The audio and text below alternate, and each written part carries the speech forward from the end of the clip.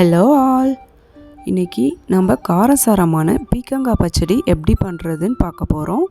இது ரொம்ப simple and ஈஸியான ரெசிபி.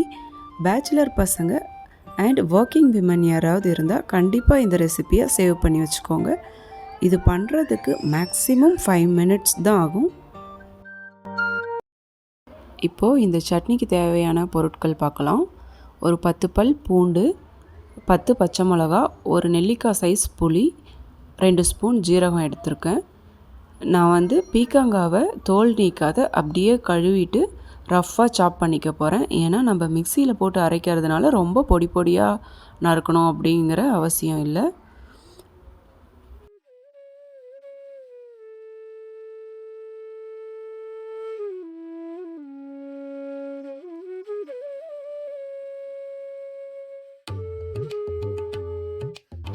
பீக்கங்காய் ரஃப்பாக சாப் பண்ணி எடுத்தாச்சு.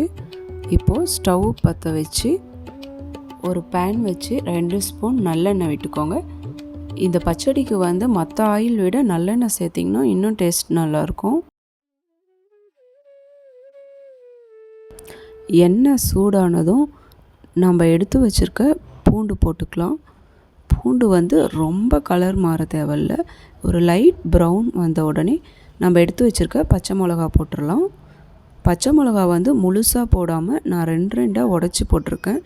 ஏன்னா அப்போ தான் எண்ணெயில் ஃப்ரை ஆகும்போது வெடிக்காத இருக்கும். அதனால் நான் 2 உடச்சி போட்டிருக்கேன். இப்போ கூடவே எடுத்து வச்சுருந்த ஜீரகம் போட்டுடலாம்.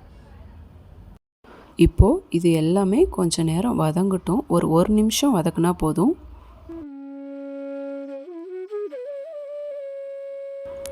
இப்போ பாருங்கள், மிளகாய் நல்லா கலர் மாற ஆரம்பிச்சிருச்சு. இப்போது இந்த சூடுலேயே நம்ம புளி சேர்த்துடலாம். ஏன்னா நமக்கு சூடுலேயே புளி சேர்த்தோம்னா புளி நல்லா சாஃப்ட் ஆகிடும். அரைக்கும்போது கொஞ்சம் ஈஸியாக இருக்கும்.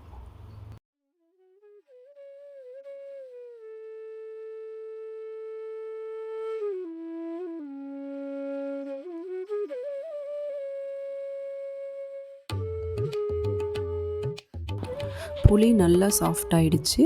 இப்போ இதை அப்படியே ஒரு மிக்ஸி ஜாருக்கு மாற்றிடலாம். இப்போது அதே பேனில் 2 ஸ்பூன் நல்லெண்ணெய் விட்டுக்கோங்க. நல்லெண்ணெய் நல்லா சூடானதுக்கப்புறம் நம்ம ரஃப்பாக சாப் பண்ணி வச்சுருக்க பீக்கங்காவை சேர்த்துக்கோங்க.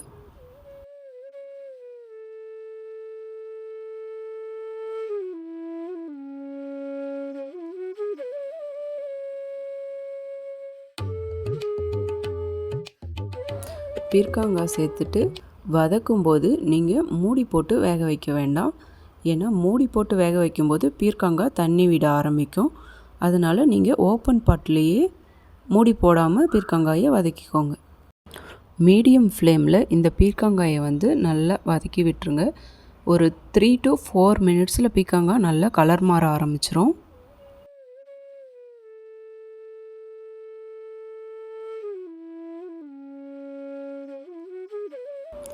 பீர்க்கங்காய் நல்லா கலர் மாறி வதங்கிருச்சு. இப்போ நம்ம எடுத்து வச்சுருக்க பச்சை மிளகா, ஜீரகம் கூட கொஞ்சம் உப்பு சேர்த்து அரைச்சிட்டு வந்துடலாம்.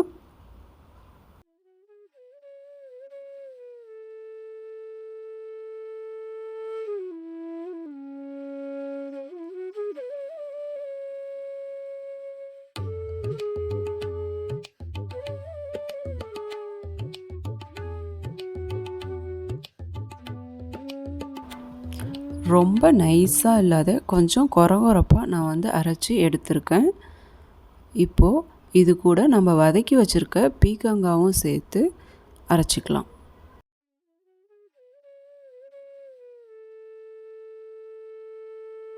இந்த பச்சடி ரைஸ்க்கு, இட்லிக்கு, தோசைக்கு எதுக்கு வேணாலும் நீங்கள் வச்சு சாப்பிட்லாம்.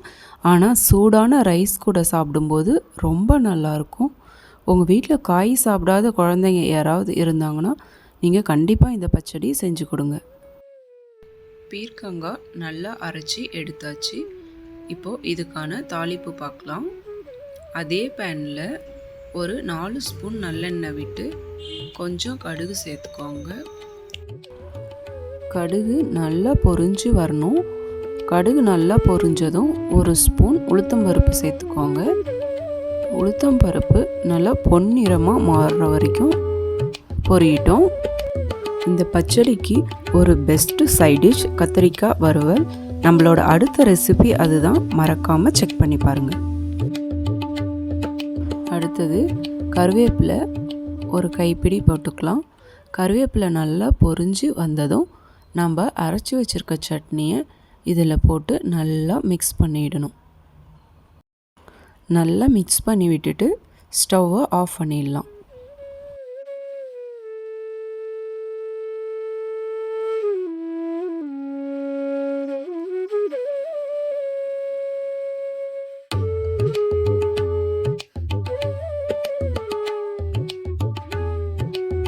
அவ்வளோதாங்க, நமக்கு காரசாரமான ஒரு பீக்கங்காய் பச்சடி ரெடி ஆயிடுச்சு.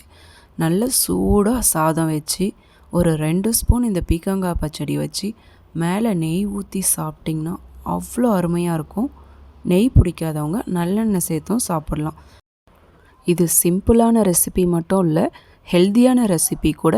கண்டிப்பாக வீட்டில் ட்ரை பண்ணி பார்த்துட்டு எப்படி வந்துச்சுன்னு கமெண்ட்டில் சொல்லுங்கள். Bye bye.